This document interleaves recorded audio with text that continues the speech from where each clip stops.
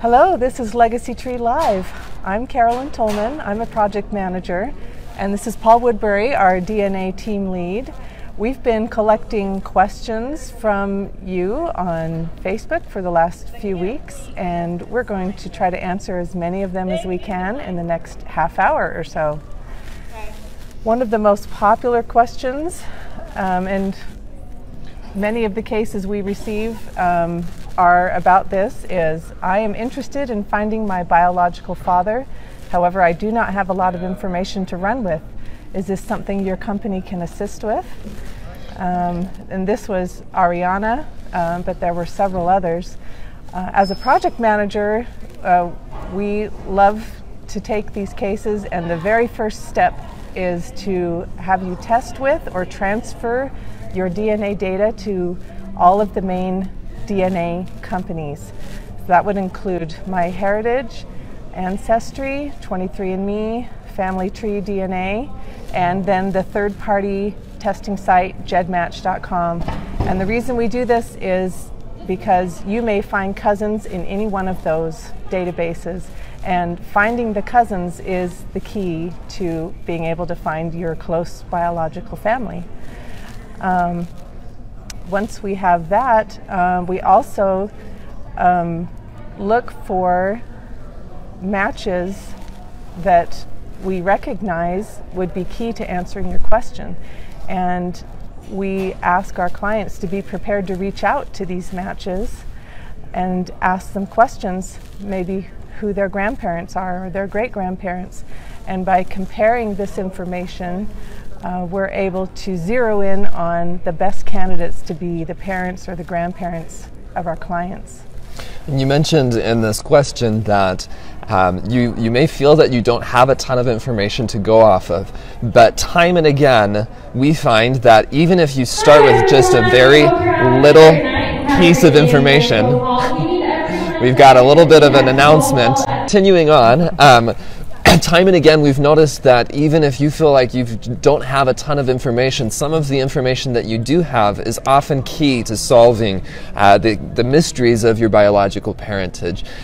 Even just knowing where your mother was working at the time of the conception, where your family, her family was living, what activities she was involved in, all of those tiny pieces of information that may not seem pertinent to your search can be immensely helpful and important for solving the case in the end. And so even if you feel like you don't have a ton of information, that's okay. We can take what you have, and oftentimes we can build off of that to make fascinating discoveries regarding your biological parentage and your family history heritage from that unknown side of your family. Yeah, often our clients will remember a story that they were told that they discounted or they didn't believe or they didn't trust. And sometimes they don't realize how important it is to share that with us, because as we're looking through DNA matches and evaluating which ones are more important, just that little clue of maybe a surname that you were told once could help us to pick the best match to study. And we've got a great success rate with identifying biological family members. Of course, it always depends on the quantity and quality of your matches, and sometimes it comes down to waiting or identifying people who should test, but there's always a way forward with these cases. All right, the next question. There are a number of tools for tracking and analyzing your DNA results, including segment analysis. Is there one tool you would recommend over others for members of highly endogamous populations? This was a question submitted by Alicia, and I'll let Paul take it.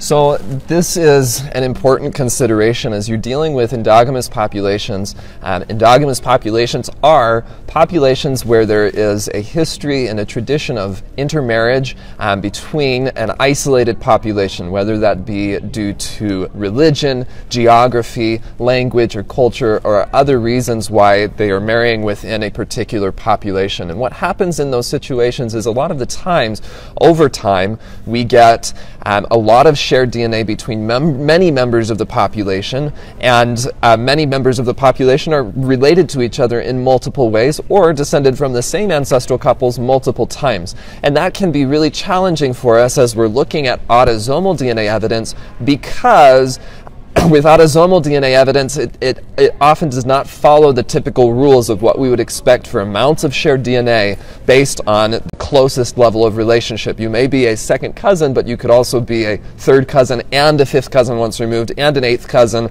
and a triple seventh cousin, and you just have all these multiple relationships contributing to the amounts of DNA that you share. Despite those setbacks and some of those challenges, it is still possible to overcome some of those challenges through targeted testing and through chromosome mapping and segment analysis, as was mentioned here. For endogamous populations, chromosome analysis and segment mapping and analysis is actually an important part of the process of analyzing your test results. So you will want to test with a company that permits segment data. So for example, 23andMe or MyHeritage. I personally recommend for endogamous situations 23andMe because they do provide information regarding fully identical regions that can be very helpful and informative regarding your endogamous ancestry. Some other tools that I find extremely helpful are gedmatch.com, where you can analyze the runs of homozygosity through the Are Your Parents Related tool. And that's particularly pertinent if you have both parents from that endogamous population. Another thing that you'll want to consider is chromosome mapping tools like DNA Painter. So those are some of my top three. 23andMe, GEDmatch, and DNA Painter can be really helpful for exploring some of these situations with endogamous populations. Thank you, Paul. All right. My third great-grandfather was illegitimate. His first and middle names signify, I believe, the name of his biological father, as was the custom back then. How can I determine through DNA matching if his biological father was actually from the Genealogists family and therefore part of my ancestry? Will any of the DNA companies DNA match families? So this is a great question, and it highlights the importance of considering document evidence in conjunction with DNA evidence, because in the end, genetic genealogy is just genealogy. We're using DNA evidence as part of the whole story. And so it's important to consider the culture, the traditions, the traditional documents that might be pointing to candidates of who this father might have been. When you get back this far, it's a little bit hard to utilize autosomal DNA testing to address these research problems. And so for that, I often recommend Y-DNA testing. And in this case, you would want to do a Y-DNA test on a direct paternal male descendant of this individual, and then you would also want to pursue a Y-DNA test for a direct paternal descendant of a member of the Gretorix family. And what that would do is it would allow you to do a hypothesis test. Are they tied in to this Gretorix family? In response to the question about whether the DNA testing companies offer genetic matching between families, this could be really helpful, and it can provide information regarding those relationships. And in fact, many of the DNA testing companies do offer information regarding genetic relationships between tested candidates and tested individuals. Thank you. And it's probably a good time to bring up the importance of combining DNA matches and DNA analysis with the traditional research to understand the different families involved and their backgrounds. We have extra the sushi roll. You want free? No, thank you. All right. This is a question from Tom. My sister, who has our family tree back to the 1700s, along with my other sister, who has independently done the same, have strongly concluded that we have significant Irish DNA. But basically, they're not seeing that result in their ethnicity. Estimates from different DNA sites. So with ethnicity, I think the question is, can you always trust it, and why are they different? Yeah. So with ethnicity, it's important to remember that each company maintains its own reference population, its own reference panel of who they consider to be Irish. They have different designations of what's considered to be Irish versus British versus, you know, different areas within Europe. And while each of the companies is very good at distinguishing between broad population categories such as you know, East Asian DNA versus European versus Native American versus African, it is much more difficult to distinguish between closely related populations. What is the difference between Irish versus British? And so it's important to realize that even though you may not be seeing Irish DNA coming out, you may want to look for connections to surrounding populations. Are you seeing British DNA? Are you seeing Scandinavian DNA? Because sometimes you're going to be grouped into those categories, particularly depending on where in Ireland, depending on the migration history and the ancient migration history of those regions that your ancestry came from. Another thing to keep in mind is that ethnicity results are constantly being refined. So it may change down the road. You may get that Irish ancestry as the population reference databases are improved, as the algorithms that the companies utilize are improved. And in order to take advantage of that, just wait a little bit. The ethnicity is improving. Now, there's also this question of if that's off base, how can I trust the rest of the DNA test results? And really, for genetic genealogy, the most valuable part of your DNA test results, particularly for autosomal DNA analysis, is that cousin match list. It's that list of genetic cousins, and that is very accurate. The amount of DNA you share with somebody is very accurate based off of the DNA tests that they are performing. And so while you may not get the exact ethnicity estimates that you're expecting, you really want to focus on those genetic match lists to help explore and corroborate the evidence that you have proposed in your family tree. Yes, and it's really exciting, especially right now doing Roots Tech, the announcement of improvements in sorting matches on several of the DNA sites. It makes it a lot easier to figure out which matches are related to the line that you're interested in, and being able to take notes and sort them and understand how they are related to their other matches. That's the meat of DNA analysis. Absolutely. And I think there were actually a few questions on, you know, how do we go about this process of identifying biological parents or grandparents or recent ancestors? And it really is in that organization of your genetic matches, trying to determine which ones are related through known ancestral lines and which ones are through unknown ancestral lines. And that really is the process. Once we're able to filter out those that are not of interest to us, we're left with this group of people who are related to each other and probably through the unknown ancestor that we're interested in.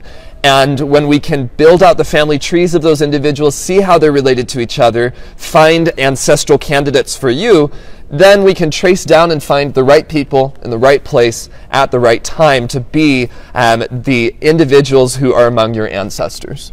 Yeah, and this brings up the importance of sharing your tree when you take a DNA test. It is so important to those who you are matching to have your tree already available. Otherwise, it takes time to figure that tree out on your own. So attach your tree. We had a question from Ron.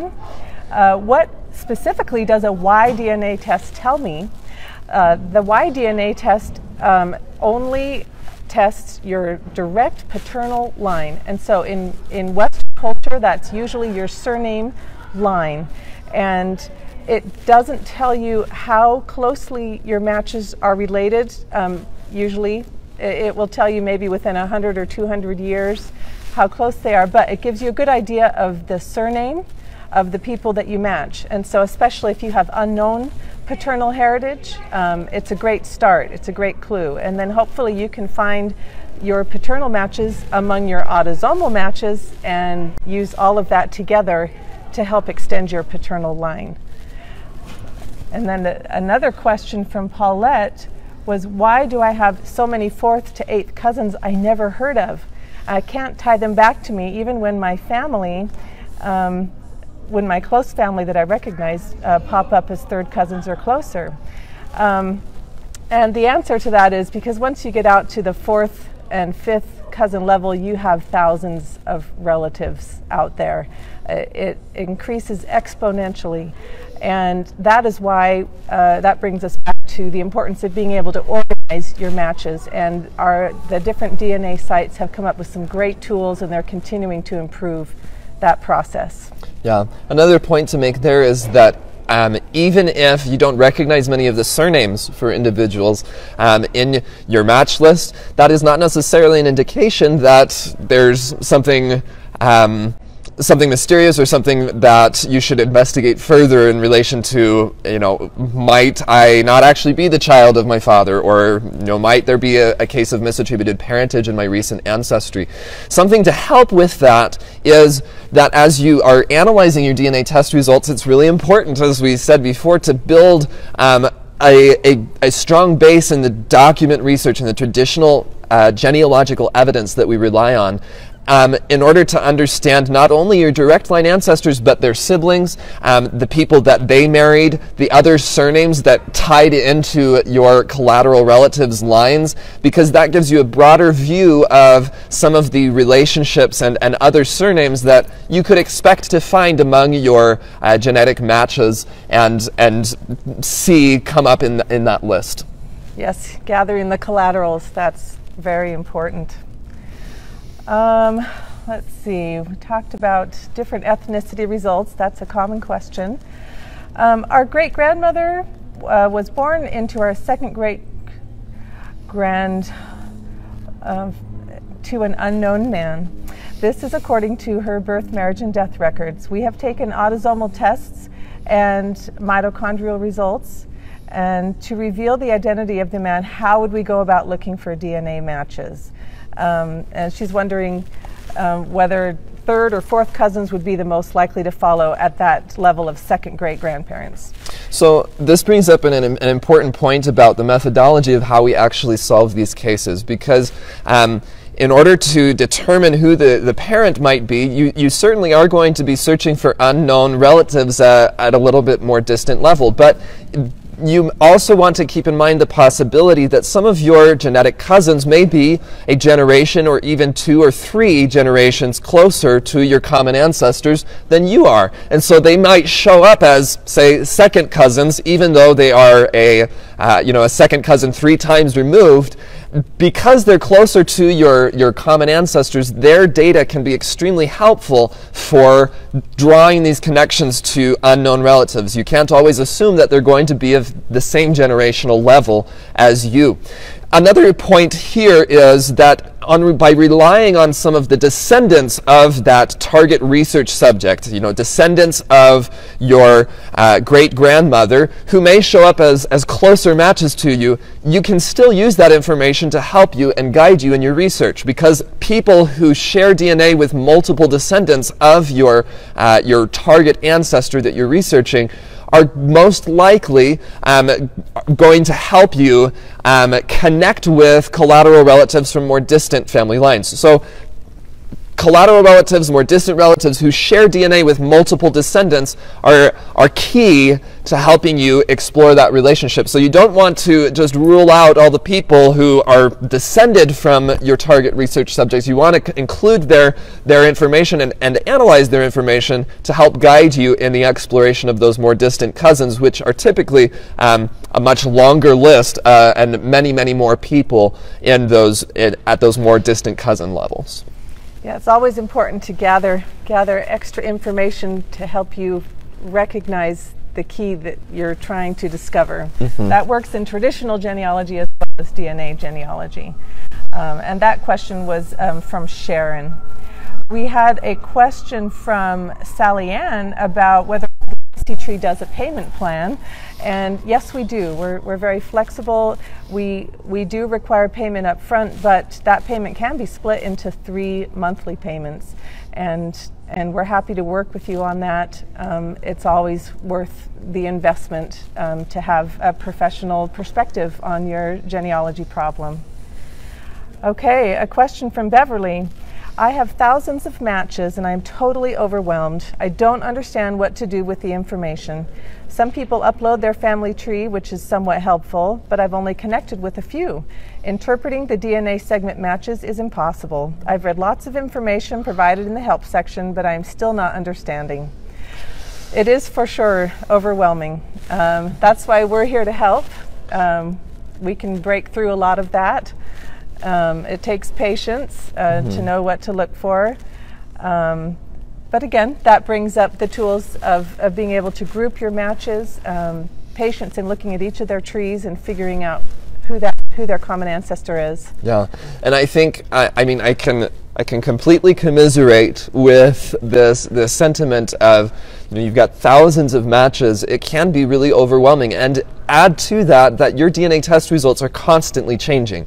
The DNA test results that you have today are going to be different from the ones you have tomorrow. As additional people test, you're going to get more and more matches, and so with that, it's important to prioritize the closest matches. Prioritize analysis of your closest matches, find out who they are, and then work down in that list. Start with your closest matches and work out from there, rather than immediately going for those really distant matches.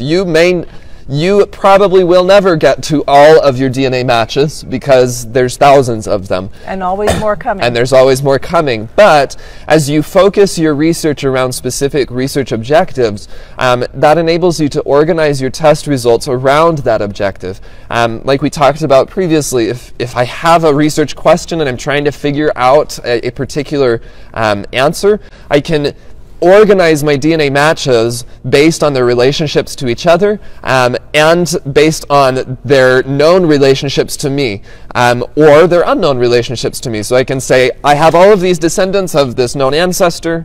I have all these people who also match that group of people. They're probably related through that unknown, that known ancestor, but I'm trying to use that information to actually build that family tree out, and that's made possible as we organize our test results based on clustering, based on their relationships to each other.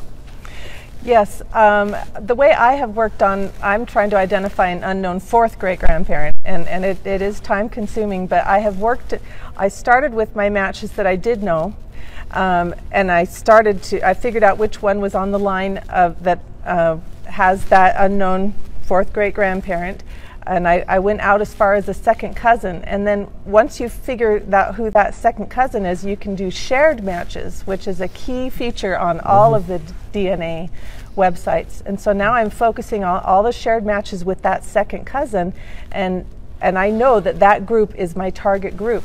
And if I recognize their tree, that gives me evidence. And if I don't recognize their tree, then I know that they are the answer, they are the eventual answer to the mystery person, and I just need to study them and focus on them and watch for more matches to join that group. So it can be a slow process, but with our experts on our team, it can be a little faster. They're used to working through the tools and solving these mysteries. And organizing and making sense of all those matches. Yes. All right. Dwayne said, where does one go now? If he's been working on a historic DNA question, we've had several attempts to try to identify this ancestor, and so far have not made a lot of progress. And where do you go from here? Do you go back to the traditional, or do you keep working on the DNA? I think the answer is both. Yeah, and I mean, as we mentioned before, DNA, genetic genealogy is just genealogy. DNA evidence is just one part of the overall picture that we have to look at. And so as we incorporate that DNA evidence and tie in the documentary evidence, it's important to pursue a balanced approach in that. And when we and really, to make sense of DNA evidence, you have to rely on some of that traditional document evidence. And the strategies that you pursue in those approaches are going to be balanced.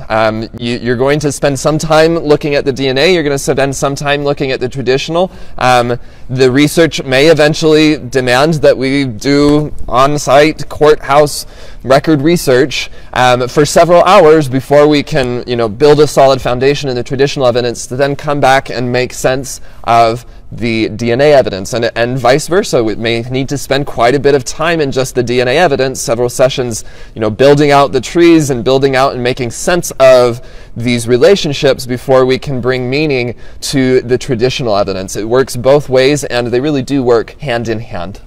Yes, they do. We often will, through DNA, identify a key family that we know that the unknown parent descended from. Then we must go to the traditional to trace each of their descendants until we find one that was in the right time and the right place to be the parent. And often we get down to a set of siblings, and at that point we need to find living descendants of each of them to test out the conclusion. But I have seen that work in so many cases where we have identified the parent. And so it really is a conversation. You start perhaps with the traditional document evidence, you go to the DNA, it points you to one direction, you go back to the documents, you build out the trees, it points you back to the DNA, we make sense more of that, and then we have to trace all the descendants, we do DNA testing, that helps us address which brother was most likely. So it really is a conversation between these two types of important evidence in explaining and understanding these cases. Yes, DNA is a tool in the toolbox along with many other tools. It's a very valuable tool, but it must work in tandem with all of the others. And it's an exciting field. It's changing and evolving every day, and it changes people's lives. And we're really excited at Legacy Tree to be a part of that, and to see people find their family and figure out who they are. And we hope you will bring your projects to us so that we can help you as well. And see if we have any other questions that have, let's see.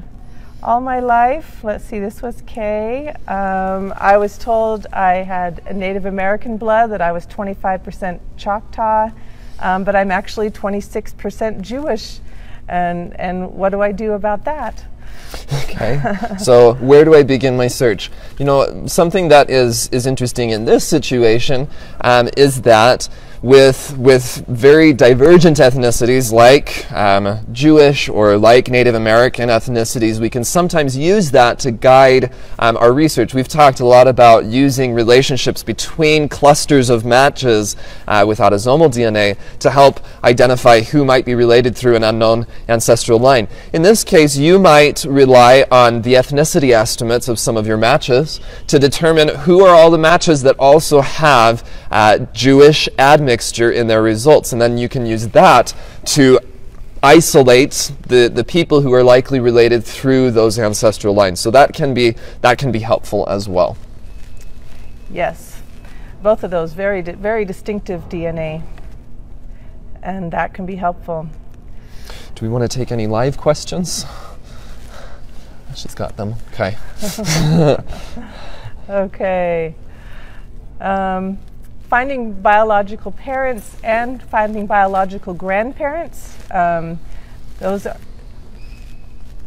are both questions that we can usually work through and solve with the DNA. And then getting farther back in the generations can take a little bit longer, but those are solvable as well. Anyway, we wanted to thank you for being with us for Legacy Tree Live. We invite you to visit the blog on our website. New articles weekly from all of our experts on many, many different subjects. And we hope you will join us again next time. Thank you. Thank you.